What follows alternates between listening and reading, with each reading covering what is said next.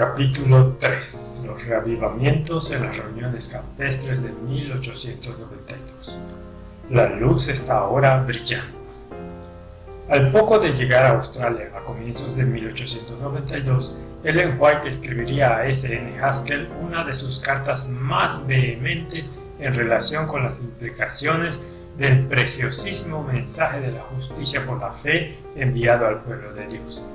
Tras considerar todo lo que estaba ocurriendo en el mundo y en la iglesia, que apuntaba a la culminación de los eventos de los últimos días, expresó su deseo de que hubiera un pueblo iluminado y lleno de poder, según la luz de Apocalipsis 18 que por entonces estaba brillando.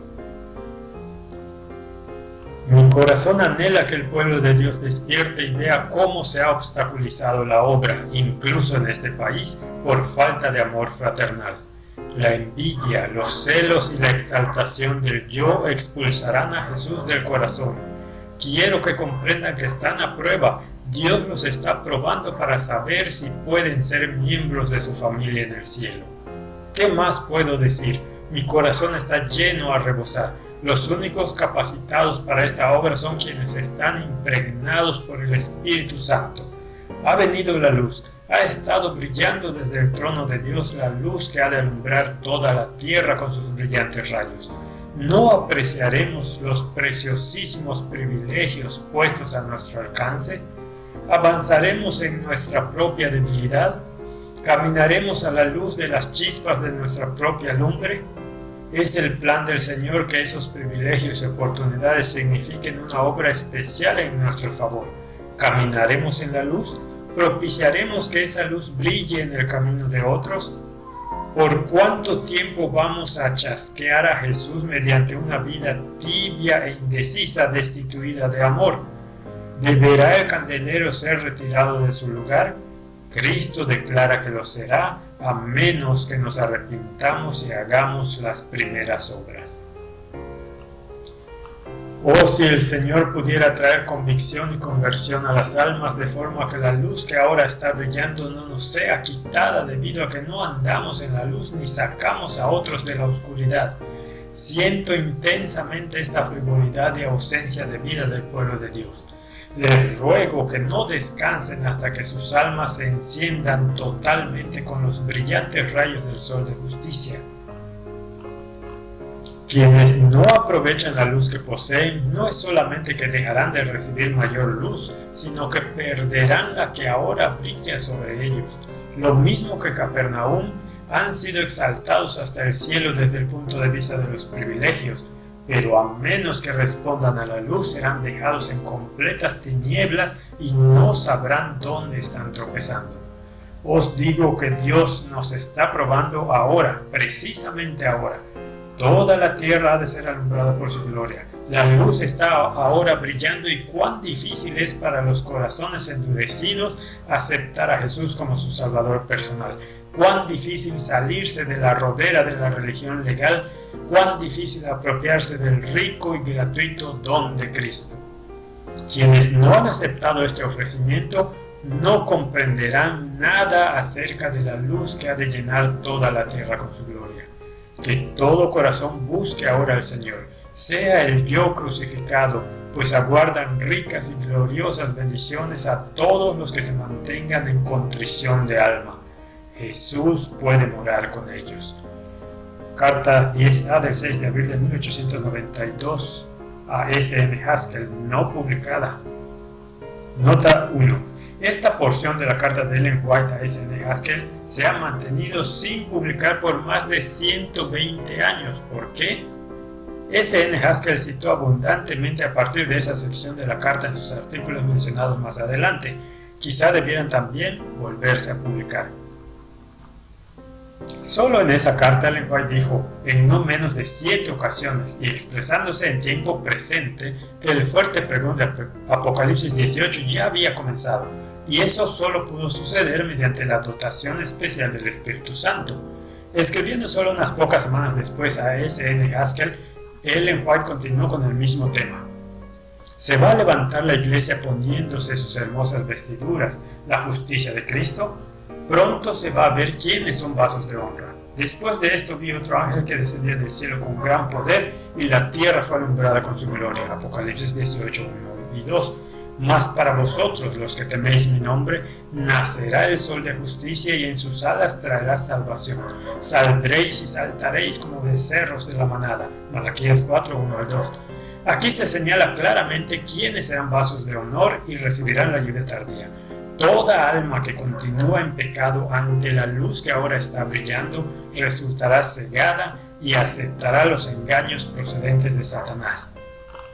Estamos ahora acercándonos al final de la historia de esta tierra. Quienes no hayan aceptado este ofrecimiento no comprenderán nada de la luz que llena toda la tierra con su gloria. Que todo corazón busque ahora al Señor, sea el yo crucificado, pues aguardan ricas y gloriosas bendiciones a todos los que se mantengan con el alma contrita. Jesús puede morar con ellos. Se contempla el descenso del Espíritu Santo sobre la iglesia como perteneciendo al futuro, pero es el privilegio de la iglesia tenerlo ahora. Buscadlo, orad por él, creedlo. Lo necesitamos y el cielo está esperando otorgárnoslo. Después de la amonestación que envió a Haskell a fin de que tales pensamientos pudieran ser presentados a otros, este escribió una serie en 6 partes para la review titulada Centinela, ¿qué de la noche? En esos artículos, Haskell citaba profusamente, a partir de las cartas que Ellen White le había enviado recientemente, en las que llamaba la atención de sus lectores a los eventos que estaban teniendo lugar en el mundo, a las evidencias del derramamiento de la luz del Espíritu de Dios procedente del cielo y al comienzo del fuerte pregón. En su primer artículo, Haskell resumió 3 eventos que estarían en conexión inmediata con la venida de Cristo y que los adventistas del séptimo día habían estado esperando por más de 40 años. El primero era la expansión de la verdad para testimonio a todas las naciones de la tierra. El segundo, el fuerte pregón del mensaje del tercer ángel, que conferiría a la palabra de Dios un poder especial en cumplimiento de la profecía de Apocalipsis 18:1. El tercero, llegaría un tiempo en el que comenzaría la persecución en los Estados Unidos debido a que los guardadores de los mandamientos no adorarían a la bestia ni a su imagen. Haskell planteó entonces la pregunta: ¿tenemos alguna indicación de que tales eventos están ocurriendo ahora? Haskell respondería a esa pregunta en los varios artículos que se fueron publicando en las semanas sucesivas. En su segundo artículo, Haskell trató sobre la expansión del mensaje del tercer ángel, primariamente a través de las publicaciones y el colportaje. El tercer artículo retomaba el tema del segundo, relativo al fuerte pregón y la lluvia tardía. Señaló que la profecía de Apocalipsis 18:1 se refiere a una luz y poder especiales que asisten a esa proclamación en su obra final. Cuando dicha luz viniera sobre el pueblo, la predicación del mensaje resultaría exitosa, de tal forma que su obra final se cumpliría en un breve periodo de tiempo. Pero más bien que venir como un viento fuerte y estruendoso, como sucedió en el día de Pentecostés, y acompañado de cierta intervención milagrosa especial de la providencia divina, los hombres y mujeres tenían ellos mismos el deber de obtener una experiencia en las cosas de Dios que los prepararía para recibir el derramamiento de su Espíritu Santo. De igual forma en que los discípulos tuvieron que recibir luz acerca de la naturaleza de la obra y tuvieron que poner sus corazones en la debida condición para recibir el Espíritu de Dios, también tendría que hacerlo la iglesia remanente. Haskell demostró que el mensaje que entonces estaba dando la iglesia tenía por fin cumplir esa precisa obra, y basándose en las cartas que recientemente le enviara Ellen White, de las que reprodujo muchas citas, dedujo que eran una señal del comienzo del fuerte pregón y del tiempo de la lluvia tardía. El primer movimiento necesario para preparar al pueblo para recibir el derramamiento del Espíritu de Dios es comprender que Cristo es nuestro Salvador personal, aplicarnos personalmente sus promesas y comprender que los testimonios de la inspiración están dirigidos personalmente a nosotros. Y al hacer de esa forma una aplicación personal de las promesas que Dios nos hace, estamos trayendo a Cristo al corazón, lo que nos preparará para participar en la obra final. En consecuencia, cuando nuestra atención se centra más particularmente en esa fase de la obra y se hace una aplicación personal de las promesas, eso es realmente el comienzo del fuerte pregón del mensaje del tercer ángel, Un testimonio posterior de Ellen White dice: ¿qué más puedo decir? Mi corazón está lleno a rebosar. Los únicos capacitados para esta obra son quienes están imbuidos con el Espíritu Santo. Ha venido la luz, ha estado brillando desde el trono de Dios. Os digo que Dios nos está probando ahora, precisamente ahora. Toda la tierra ha de ser alumbrada por su gloria. La luz está ahora brillando, y cuán difícil es para los corazones endurecidos aceptar a Jesús como a su Salvador personal. Cuán difícil salirse de la rodera de la religión legal. Cuán difícil apropiarse del rico y gratuito don de Cristo. Haskell citó porciones más de esa carta, más grandes que las reproducidas aquí. Por lo tanto, es evidente que nadie, excepto el que experimente esa morada del Salvador en su corazón, va a estar en la condición de poder recibir y participar en el fuerte pregón que ha de darse en el futuro inmediato. Eso es realmente el comienzo del mismo, ¿y acaso no está ahora teniendo lugar? ¿No se nos ha llamado más específicamente la atención a esa parte de la obra? Eso no disminuye la importancia de ninguno de los puntos de la verdad que se ha venido predicando en los pasados 50 años, pero confiere una experiencia viviente y una vitalidad a la verdad que muchos en el pasado no han experimentado. Nuestra experiencia ha sido demasiado legal y formal. Ha habido mucho del espíritu farisaico y demasiado poco del enternecedor y subyugador espíritu de Cristo. Ha sido demasiado prominente la justicia propia. Por consiguiente, concluimos que incluso ahí no faltan evidencias de haber alcanzado el comienzo del fuerte pregón del mensaje del tercer ángel. ¿No hay límite al tiempo de la obra final? ¿Acaso no leemos que la obra será abreviada en justicia? ¿Quién no es capaz de discernir incluso en este movimiento de llamar especialmente la atención a nuestro pueblo sobre Cristo como un Salvador personal, quien imparte salvación en el presente, el estruendo en las copas de las moreras? Siendo así, ¿no pediremos al Señor lluvia en la estación tardía? Si hacemos así, la promesa es que Jehová hará relámpagos y os dará lluvia abundante y hierba verde en el campo a cada uno. ¿No ha llegado el tiempo para eso? Creemos que sí.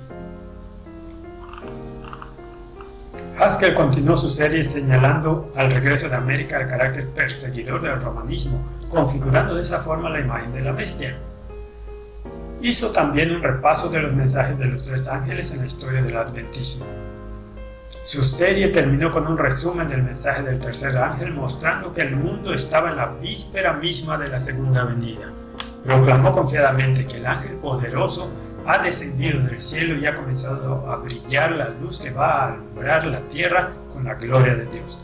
Teniendo presentes esas asombrosas realidades, Haskell declaró: ahora es el tiempo para que los centinelas alcen sus voces de advertencia y den a la trompeta un sonido certero, a fin de que el pueblo pueda estar preparado para el conflicto final. Reavivamientos en las reuniones campestres. Era imposible que conceptos tan solemnes como ese no acabaran llegando a los encuentros campestres y a las reuniones de la asociación a lo largo del verano.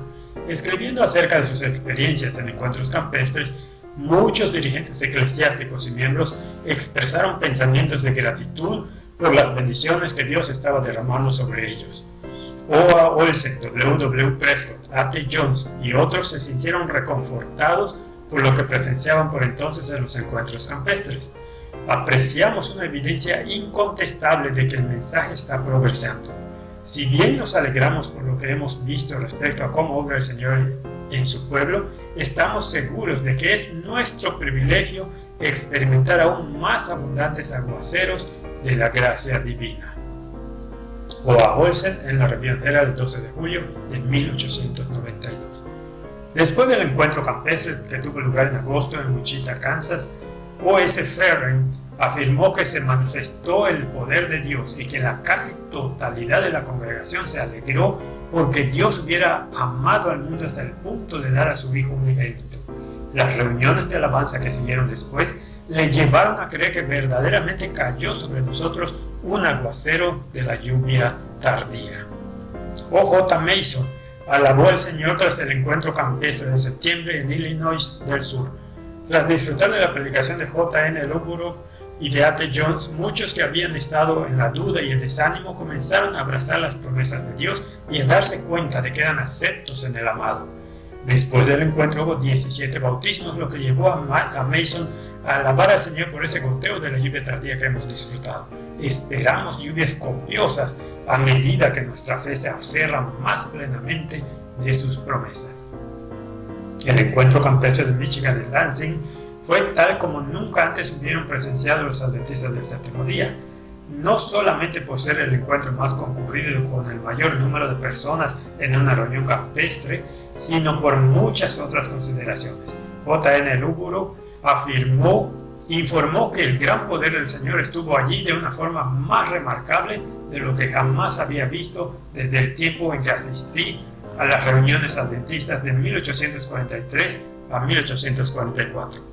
Sintieron realmente que habían comenzado los tiempos del refrigerio de la presencia del Señor y que estábamos teniendo unas pocas gotas de la lluvia tardía. Algunos de los otros hermanos veteranos como Gurney, Whipple y otros dijeron que se parecía a 1844 mucho más que cualquier cosa que hubieran visto desde entonces. La señorita Peebles se expresó poéticamente acerca de cómo vivió aquel encuentro campestre. Nos miramos maravillados, felices por ver brillar en los rostros de los demás ese mismo gozo que sentimos en nuestros propios corazones y nos decimos, ¿qué puede ser esto? ¿Es un pequeño aguacero de la lluvia tardía? ¿Un pequeño anticipo del refrigerio de la presencia del Señor que pronto va a venir? Nos preguntamos si ha existido una reunión como esta desde Pentecostés, tratando de imaginar lo que Dios tiene aún en su almacén para su pueblo. ¿Qué fue lo que evocó descripciones como las que hicieron los asistentes al encuentro campestre? M.E. Kellogg nos da algunas pistas. La predicación de O.A. Olsen, A.T. Jones, W.W. Prescott, J.O. Corliss y otros no iban dirigidas a complacer el oído o a exaltar el yo, sino a elevar a Jesucristo ante el pueblo y a declarar su evangelio que es poder de Dios para salvación para todo aquel que cree. Se presentó fielmente la solemnidad de este tiempo y el consiguiente deber en vista del rápido cumplimiento de la profecía. Pero había algo más que motivaba a la gente en su experiencia. Si bien tal fue el caso durante el encuentro, especialmente en el sábado, hubo un profundo escrutinio del corazón. Desde las 10:30 de la mañana la reunión continuó sin interrupción por 5 horas. El pastor Olsen tomó a su cargo la primera parte. A continuación, se hizo una invitación para que pasaran al frente los que quisieran buscar nuevamente al Señor. Hubo cientos que respondieron a la invitación. Pastores y laicos vinieron juntos al frente, se hicieron confesiones y hubo lágrimas de humilde contrición que se unían a otras de santo gozo. O.A. Olsen describió la reunión del sábado afirmando que cuando se dio una oportunidad a los pecadores, a los apóstatas y a todos cuantos quisieran buscar de nuevo al Señor para pasar a las bancas delanteras, respondieron unos 600. El poder de Dios descansó sobre la congregación. Se hicieron excelentes confesiones. Me pareció que en aquella reunión tuvimos algunas gotas de la lluvia tardía. Olsen reconoció no haber estado jamás en una reunión donde se manifestara de tal forma el poder de Dios. Sin embargo, exclamó, no hubo excitación. Entre quienes pasaron al frente en aquella reunión, recordada por tanto tiempo, había varios pastores. O.A. Olsen, a E.J. Waggoner, el 17 de octubre de 1892. Uno de los pastores más prominentes en pasar al frente y hacer confesión fue H. Miller, quien había tenido protagonismo en la disensión e incredulidad que siguió a las reuniones de Minneapolis. Olsen describió a Ellen White lo que estaba sucediendo. Primero habló por un momento e hizo ciertos reconocimientos. Estaba quebrantado, pero era evidente que no había alcanzado el punto. Por supuesto, nos alegramos de ello. Tomó asiento, pero muy poco tiempo después se levantó nuevamente y dijo que no se sentía liberado. Entonces tomó el testimonio que usted le dio y lo aceptó. Ellen White había enviado 2 testimonios a Miller 3 años antes, confrontándolo con el rechazo a la luz venida del cielo en Minneapolis y declarando que debido a su fariseísmo, si hubiera vivido en el tiempo de Cristo, se habría unido a quienes lo rechazaron. Ellen White también le dijo que quienes aceptan el mensaje dado prestarán oído al consejo del testigo fiel a la Odisea. Ahora el hermano Miller reconocía y aceptaba todo eso.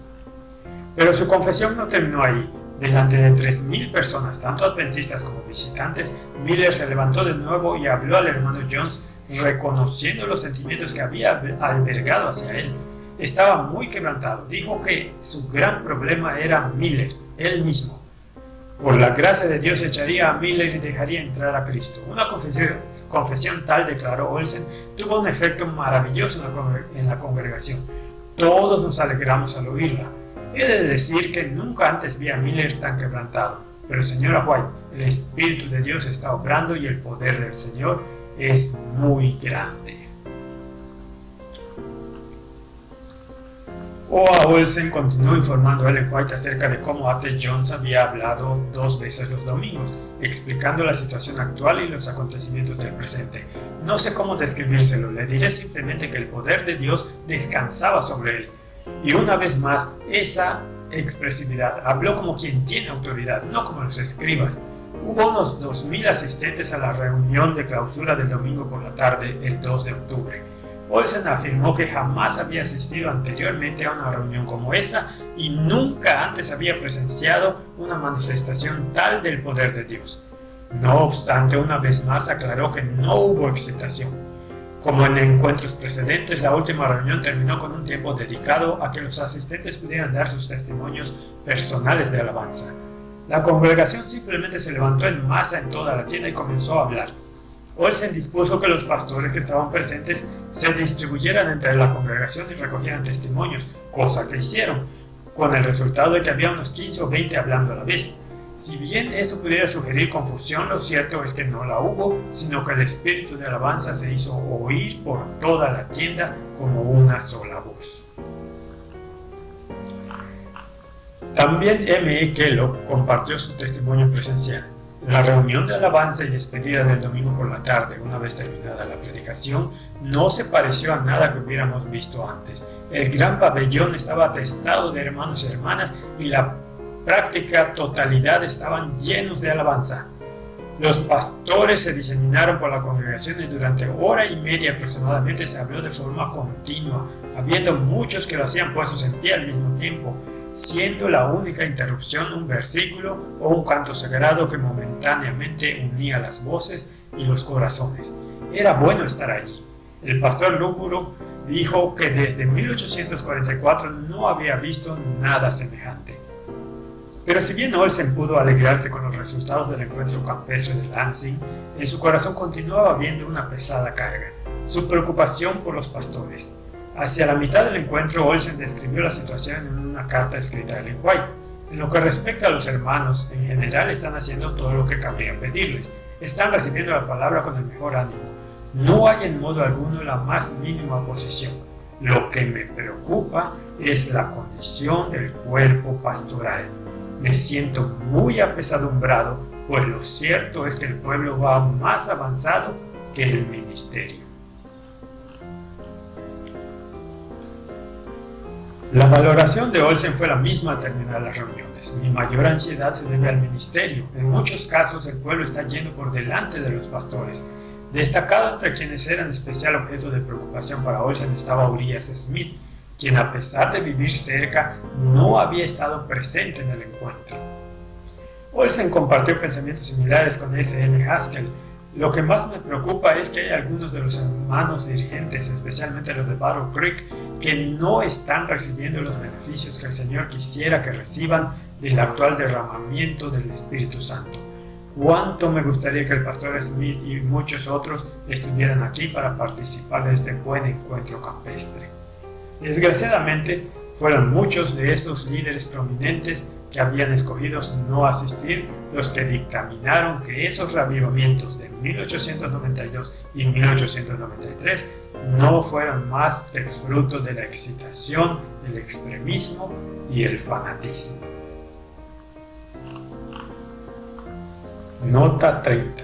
Hoy existen todavía asunciones y actitudes similares. En el artículo de una revista que describe cuál fue el propósito principal al escribir su biografía sobre A.T. Jones de 1888 a la apostasía, George Knight declaró sin rodeos: He hecho todo lo que he podido para demostrar que Jones fue aberrante de principio a fin. El punto que he procurado comunicar es que durante el periodo del héroe Jones, este estuvo acosado por graves defectos de carácter, a pesar de cómo lo apoyó Ellen White. Adhiriéndose estrictamente a su agenda planeada, George Knight no podía perder la oportunidad de intentar desacreditar a Jones, incluso escribiendo sobre el encuentro campestre de Lansing, comentando sobre el informe de O.A. Olsen relativo a Jones y Prescott, llorando de gozo cuando uno de los que hablaba explicaba su presente experiencia en Cristo. Knight dice: otro ataque para desacreditar a Jones. El carismático Jones, tal como era de esperar, era muy dado a las expresiones emocionales en religión. Durante el reavivamiento del encuentro campestre de Michigan, por ejemplo, Jones y Prescott lloraron de gozo en la plataforma y alabaron a Dios en voz alta por lo que Dios estaba haciendo. El pastor Wayne Willey respondió a la biografía de Knight con pensamientos que pueden sernos de ayuda incluso hoy. El pastor Willey califica los escritos de Knight de polémicos y sesgados. Leyendo el libro de Knight, pronto se hizo evidente que él había decidido escribir una biografía interpretativa más bien que objetiva. El controvertido propósito de Knight se hace muy evidente en su empleo profuso de términos cargados de prejuicios tales como apostasía, anarquía, extremismo y panteísmo. Describe a Jones como siendo un extremista tal que el lector hará bien en huir de cualquier cosa que lleve su nombre o conlleve la más leve semejanza con las enseñanzas de este. Knight no provee una explicación adecuada de cómo es posible que un tal extremista o anarquista pudiera ser durante 15 años uno de los líderes más potentes en el adventismo. Al leer el libro me pregunto si Knight no escribió esta biografía con el propósito de desacreditar a Jones. Un Jones desacreditado limitaría la influencia de quienes hacen del mensaje de 1888, las enseñanzas de Jones y Waggoner durante la década que siguió a la Asamblea de la Asociación General de 1888, el estándar de la verdad presente. Si bien hay información útil en ese libro, tal información se aprecia tan sesgada por la interpretación que suscita cuestiones relativas a su confiabilidad o exactitud como biografía. Contrariamente a las pretensiones exageradas de Knight en el prefacio, una palabra al lector, su nuevo y polémico libro A. T. Jones Pointman on Adventist Charismatic Frontier no es una revisión de su anterior biografía, de 1888 a la apostasía, el caso de A. T. Jones. Su nuevo libro, publicado en 2011, es más bien una reedición de 1888 a la apostasía, con la agenda añadida de exponer un aspecto especial proveniente del hombre A. T. Jones, consistente en descubrir sus creencias y personalidad carismática. Dicha agenda se echa de ver en el primer capítulo, no mediante el aporte de ninguna evidencia adicional, dado que se trata de virtualmente el mismo material párrafo a párrafo y casi palabra por palabra, sino mediante un nuevo título del capítulo.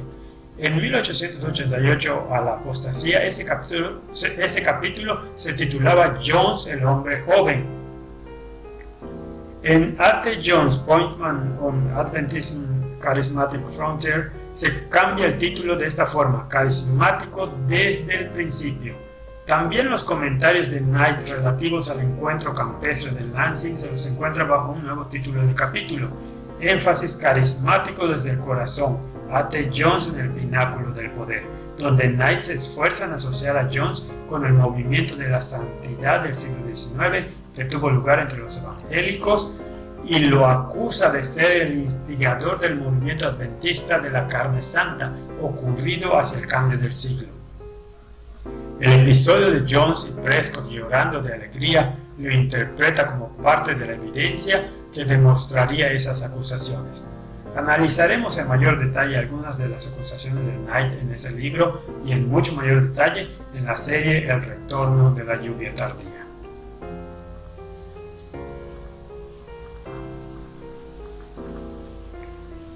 El fuerte pregón y la justicia de Cristo. Predicando a los muchos miembros de la iglesia en el corazón de la obra en Battle Creek a finales de octubre, O.A. Olsen expresó su alegría por los tiempos de gran refrigerio en los encuentros veraniegos y procuró inspirar a sus oyentes con el pensamiento de que había comenzado el fuerte pregón. Hemos estado por mucho tiempo hablando del fuerte pregón del mensaje del tercer ángel. Bien, ¿ha llegado el momento de que se haga audible ese fuerte pregón? ¿Ha llegado el momento en que debe darse la advertencia con fervor y poder? Ciertamente ha llegado. Por consiguiente, dejad de esperarlo en el futuro. No lo esperéis en algún lugar lejano. Daos cuenta de que está aquí y de que eso tiene un significado.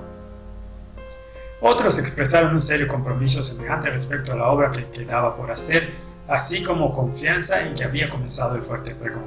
El hermano P.L. Hill, escribiendo desde Nueva Zelanda el 16 de octubre de 1892, reconoció que el desarrollo que ahora ha adquirido esta obra me induce a pensar que estamos en el fuerte pregón o ingresando ahora mismo en él.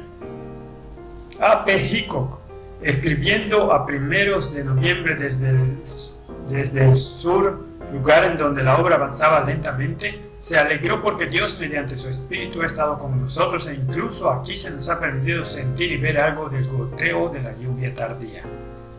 Habiendo sido bendecido por la predicación de A.T. Jones en los encuentros campestres veraniegos, W.A. Colcord, secretario de la Asociación General, creía sin sombra de duda que el fuerte pregón había comenzado ya.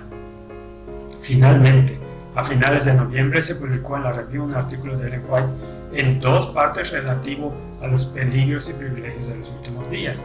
Entre las advertencias relativas a los esfuerzos de Satanás por aplastar la verdad de la Biblia y su práctica, Ellen White confirmó el comienzo del fuerte pregón y del derramamiento del Espíritu Santo. Los días que vivimos están cargados de acontecimientos y están llenos de peligro.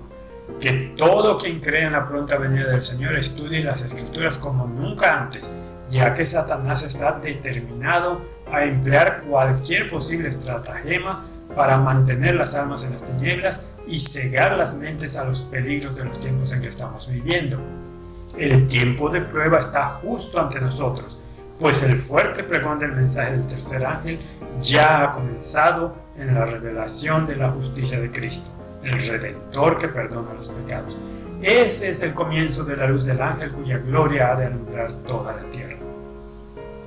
La obra de todo aquel a quien haya llegado el mensaje de advertencia es elevar a Cristo, presentarlo al mundo tal como es revelado en la tipología, en el bosquejo de los símbolos, tal como se manifiesta en las revelaciones de los profetas, tal como se revela en las lecciones dadas a sus discípulos y en los maravillosos milagros realizados en favor de los hijos de los hombres.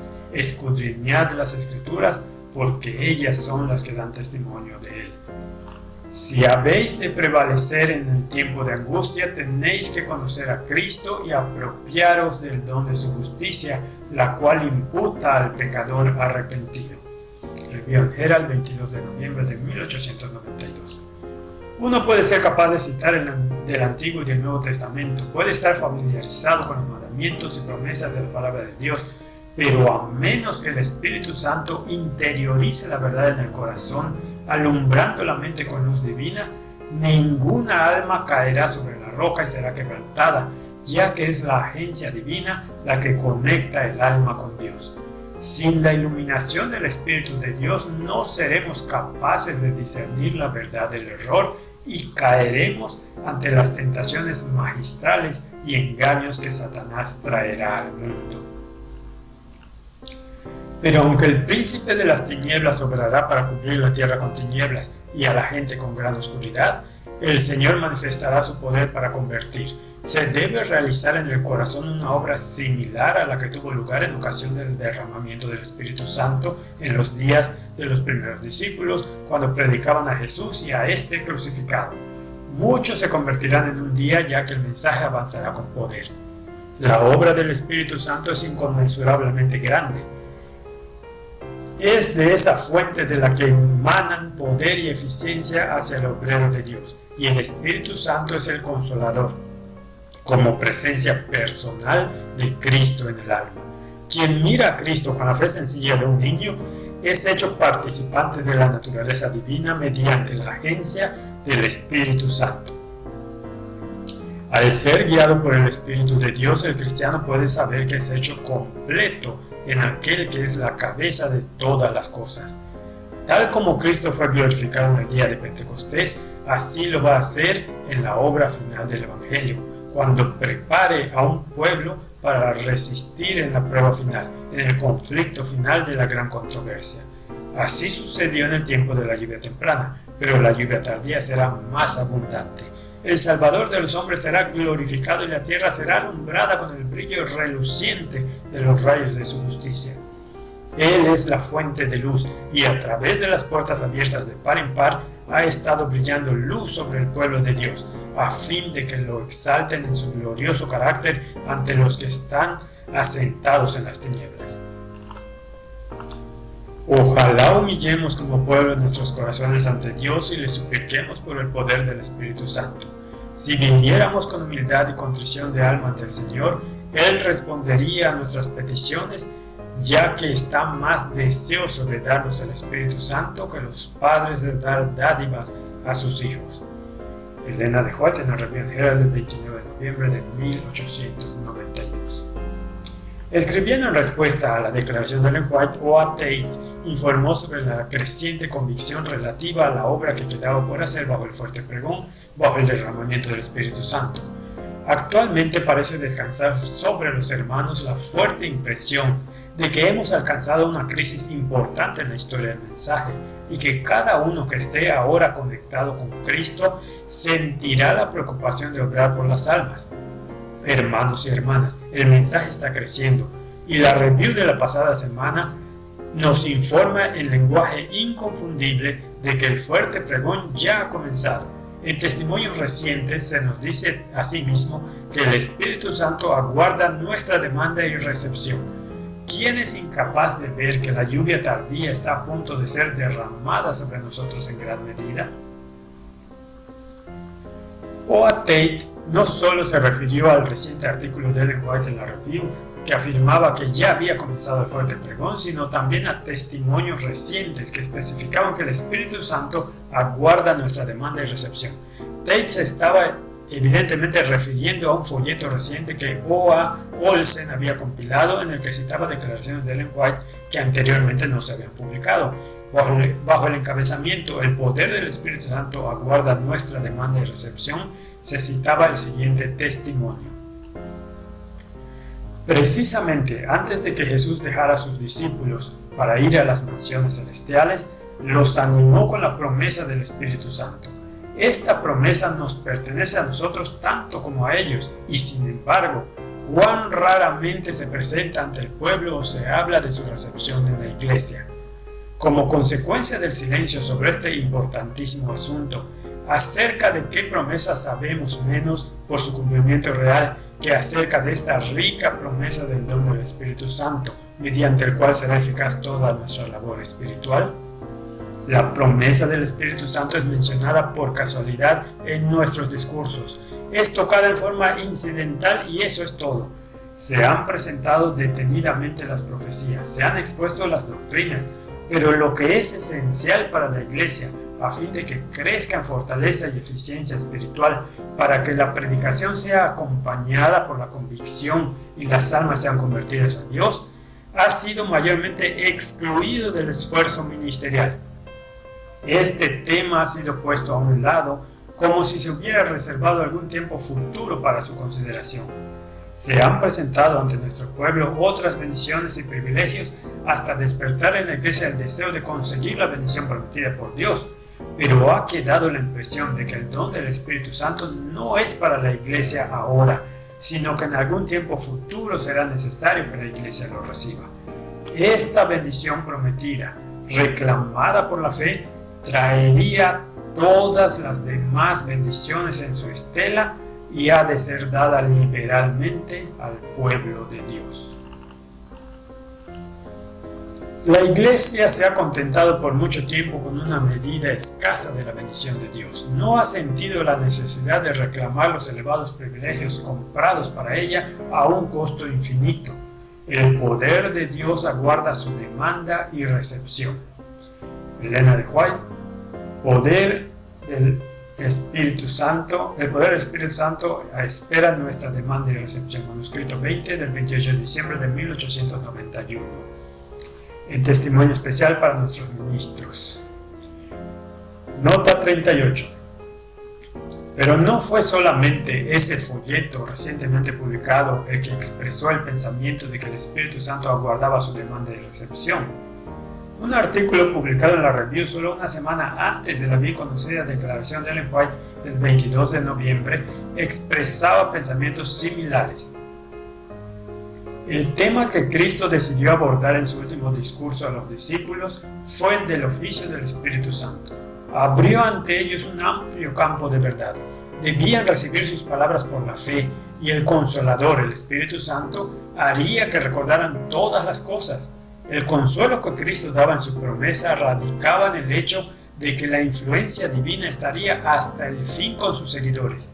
Pero hoy no se acepta ni cree dicha promesa, y en consecuencia no se la aprecia ni se ve su cumplimiento en la experiencia de la Iglesia. La promesa del don del Espíritu de Dios se deja como no mereciendo sino una pequeña consideración por parte de la Iglesia. No se impresiona a las personas con ella, y el resultado no es otro que el que cabía esperar: la sequía espiritual, las tinieblas espirituales, el declive espiritual y la muerte. La mente y el alma se ocupan con asuntos menores, pero falta el poder divino que es necesario para el crecimiento y prosperidad de la Iglesia, que en caso de poseerlo, trae con él todas las demás bendiciones. Sin embargo, se nos ofrece en plenitud infinita. Por tanto tiempo como las iglesias se conformen con cosas pequeñas, están descalificadas para recibir las grandes cosas de Dios. Pero ¿por qué no tenemos hambre y sed del don del Espíritu Santo, dado que es el medio por el que se puede mantener puro el corazón? El Señor ha dispuesto que el poder divino coopere con el esfuerzo humano. Es totalmente esencial que el cristiano comprenda el significado de la promesa del Espíritu Santo justamente antes de la segunda venida de nuestro Señor Jesús. Hablad de Él, orad por Él, predicad acerca de Él, pues el Señor está más dispuesto a dar el Espíritu Santo que los padres a dar regalos a sus hijos. De tal manera amó Dios al mundo que ha dado a su Hijo unigénito, para que todo aquel que en él cree no se pierda, sino que tenga vida eterna. Estamos viviendo en los últimos días, cuando se acepta y cree el error del carácter más engañoso, mientras que se descarta la verdad. El Señor tendrá a ambos, pastores y pueblo, como responsables de la luz que brilla en nuestro día. Dios llama a todos los que hacen profesión de creer la verdad presente a que obren diligentemente en atesorar las preciosas joyas de la verdad, colocándolas en su lugar en el marco del Evangelio, que brillen en toda su divina belleza y hermosura, a fin de que la luz se abra camino en medio de las tinieblas morales. Eso no se puede cumplir sino con la ayuda del Espíritu Santo. Pero con su ayuda podemos hacer todas las cosas. Cuando estamos poseídos por el Espíritu Santo, nos aferramos por la fe al poder infinito. Elena de White, la necesidad imperativa de buscar la verdad. Review Herald, 15 de noviembre de 1892. El hecho de que los adventistas creyeron de forma general que el fuerte pregón es el efecto inmediato de la lluvia tardía, los llevó lógicamente a creer que si había comenzado el fuerte pregón, la inseparable lluvia tardía debía haberlo hecho también. Pero como sucede con el amanecer, su comienzo no resiste la comparación con la plenitud, y de ahí el consejo de buscar su derramamiento pleno.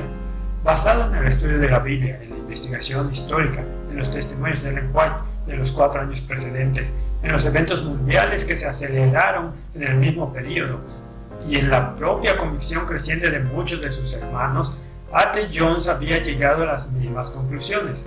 Después del artículo de Ellen White del 22 de noviembre en la Review, confirmando lo que ellos ya sospechaban, Jones predicó 2 discursos conmovedores y provechosos a una audiencia desbordante en el tabernáculo de Battle Creek. La primera versó sobre la lluvia tardía, Zacarías 10:1, mostrando que dado que el fuerte pregón del tercer ángel ya ha comenzado, Tal como afirmó el hermano White en su artículo de la última semana en la Review, ha llegado el tiempo de la lluvia tardía y es ahora el deber y privilegio de la Iglesia pedir al Señor lluvia en este tiempo, y Él formará nubes brillantes y derramará lluvias copiosas de bendiciones espirituales que está esperando enviar sobre su pueblo. El segundo discurso trató sobre la justicia de Cristo que el cristiano asegura mediante la fe en Él. Tal como habían enseñado la Biblia, el espíritu de profecía y otros pioneros adventistas, el fuerte pregón y la lluvia tardía estuvieron inseparablemente unidos, y Jones los presentó correctamente de esa forma, unidos al mensaje de la justicia por la fe. Nota 40. En un evidente nuevo intento por desacreditar a A.T. Jones y minimizar el significado de los eventos de 1892 a 1893, George Knight plantea la pregunta: ¿hay en los escritos de Ellen White, tal como aparece en las publicaciones de algunos adventistas, una conexión sólida entre la justicia por la fe y los eventos finales? Según la extensa investigación doctoral de Ralph Neal, la declaración sobre el fuerte pregón hecha en 1892 es la única ocasión en los escritos posteriores a 1888 en la que se refirió a la justicia por la fe, en conexión con los eventos finales.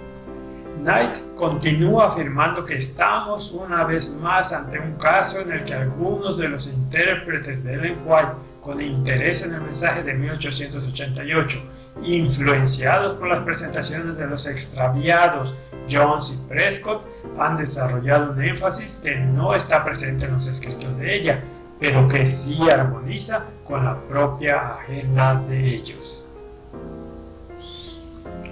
Respecto a la conexión que hace Jones entre la lluvia tardía y el fuerte pregón, Knight afirma: proyectar en la cita de Ellen White conceptos pertenecientes a la lluvia tardía y retomarlo como un texto central en la historia adventista es ir más allá de los hechos en ambos sentidos, del propio pasaje y de todo el cuerpo de sus escritos. Es cierto que A.T. Jones recurrió mucho a esa declaración sobre el fuerte pregón, pero eso no implica que estuviera en lo correcto.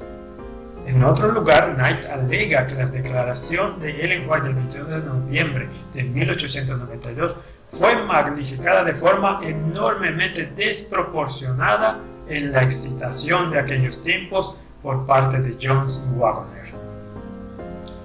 Lo cierto es que la comprensión de Jones y de decenas de otros adventistas sobre el fuerte pregón y la lluvia tardía no se basó solamente en esa declaración del 22 de noviembre. Ellen White no hizo sino confirmar lo que muchos creían y estaban enseñando ya, A.T. Jones incluido.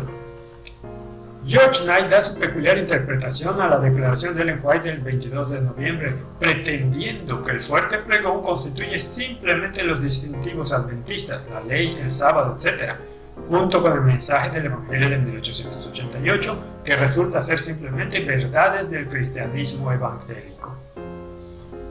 En otro lugar, Knight insiste en que el concepto de justificación por la fe de la predicación de Jones y Wagoner, con el que Ellen White estuvo de acuerdo, es el mismo que enseñan los evangélicos.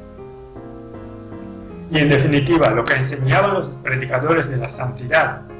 Según Knight, los adventistas aceptaron ese mensaje evangélico, pero siguen esperando la lluvia tardía del poder del Espíritu Santo 120 años después. Es virtualmente imposible encontrar a un solo pionero adventista que dejara de ver la conexión inseparable entre la lluvia tardía y el fuerte pregón de la forma en que la vio Jones, y que en su lugar aceptara las propuestas actuales que George Knight ha venido enseñando por más de 30 años.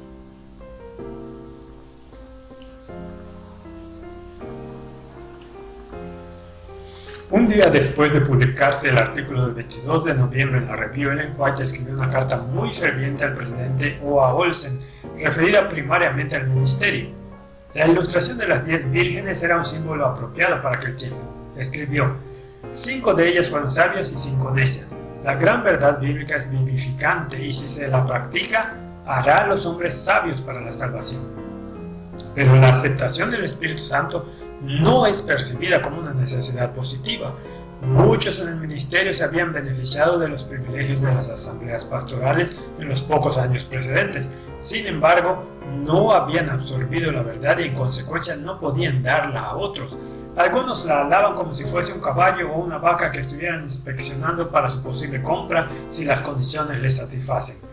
Es necesario llevar la verdad a la experiencia de la propia vida, de forma que el poder del Espíritu Santo more permanentemente, santificando el alma día tras día y preparando, moldeando y perfilando el carácter según el modelo divino. Los hombres se sentían satisfechos llevando sus propias vestimentas seculares en lugar de la vestidura de la justicia de Cristo, un don gratuito que se da a todos. Y mediante ese acto no podían haber ofendido a Jesús de una forma más marcada. Pero es esencial que la gran magna verdad, la impartición del Espíritu Santo, entre en contacto e impregne las cosas pequeñas y aporte la poderosa motivación de la santidad, delineando en términos claros los principios amplios reguladores del carácter y la conducta cotidiana, revelando a Cristo al mundo. A menos que el Espíritu Santo esté con el obrero, sus esfuerzos resultarán vanos. ¿Acaso no hemos tenido las verdades más ennoblecedoras y elevadoras? ¿Qué más podríamos tener que no hayamos tenido? Y se nos presentan de la forma más simple, a fin de que los más ignorantes e indoctos puedan comprenderlas. El perdón de los pecados, las iniquidades y las transgresiones pertenecen a este tiempo en un sentido especial. Estamos en el día antitípico de la expiación y toda alma debiera estar ahora humillándose ante Dios, procurando el perdón de sus transgresiones y pecados y aceptando la gracia justificadora de Cristo. ¿Qué verdades poseemos, llenas de poder? Y no es posible controvertir esas doctrinas de la Biblia. No hay verdad en el cielo o en la tierra capaz de afectar a ciertas personas, aunque se la pudiera presentar con todo el poder y con pureza y hermosura incomparables, debido a que el corazón no quiere llevar a la práctica esos sentimientos santos. La verdad que hemos desplegado entre nosotros en estos pocos años recientes es inmensa en su importancia, alcanza hasta el cielo e implica la eternidad. Nota 41. Fred Bishop ha rastreado la frase alcanza hasta el cielo e implica la eternidad, señalando que es la madre o fuente de 30 declaraciones similares hechas entre 1892 y 1913. En una carta de 1892, Ellen White empleó términos expansivos de espacio y tiempo para describir la magnitud de las verdades que Dios nos dio. Esa carta está claramente enraizada en la luz venida en los años que rodearon Minneapolis. Ellen White continuó empleando términos descriptivos similares en los siguientes 20 años para referirse a los principios de la palabra de Dios. Se puede consultar la investigación del Dr. Bishop sobre esa expresión de Ellen White en www.scripturefirst.net. Satanás y su confederación del mal han hecho todo esfuerzo por confundir las mentes a fin de dejar sin efecto las preciosas y gloriosas verdades de la palabra de Dios. Estamos viviendo en tiempos singularmente solemnes y en el tiempo mismo en que el pueblo de Dios debiera estar despierto, siendo que muchos están dormidos o espiritualmente muertos. Estamos ahora en la misma frontera de la Canaán celestial. ¿Conocéis el caso del antiguo Israel? Satanás obró con sus tentaciones mediante sus agentes y el libertinaje hizo incursión en el campamento con actitud osada y desafiante. Solo los castigos más severos lograron poner fin al decidido avance de la impureza y el crimen. Pues bien, nosotros estamos ahora en la frontera de la Canaán celestial y quienes no aprovechan todas las ventajas, toda la luz y las evidencias de la verdad que brilla ante ellos como pueblo, los que no están purificando sus corazones al vivir a la altura de tales ventajas, son como los habitantes de Sodoma y como el mundo antediluviano. Están caminando según la imaginación de sus propios corazones. ¿Qué culpabilidad recae sobre quienes toman esa elección? Oh, ¿por qué se demoran? ¿Por qué no aferrarse ahora sin la más mínima demora? ¿Por qué no los aterroriza el temor a que sea demasiado tarde para ellos y sean hallados sin el aceite necesario para sus lámparas? El final está cerca. Estamos en la frontera misma del mundo eterno. Cuánta tardanza, cuánta dilación en asegurarse el aceite de la gracia para llenar las lámparas que se están apagando. Dios asista a los pecadores en Sión. En consecuencia, aunque el fuerte pregón había comenzado a resultas del derramamiento del comienzo de la lluvia tardía, Satanás estaba procurando que el pueblo de Dios se volviera atrás desde la misma frontera con Canaán. Su medio más efectivo fue obrando a través de algunos en el ministerio, pero una vez más, Dios procuraría de toda forma posible alcanzar a su pueblo.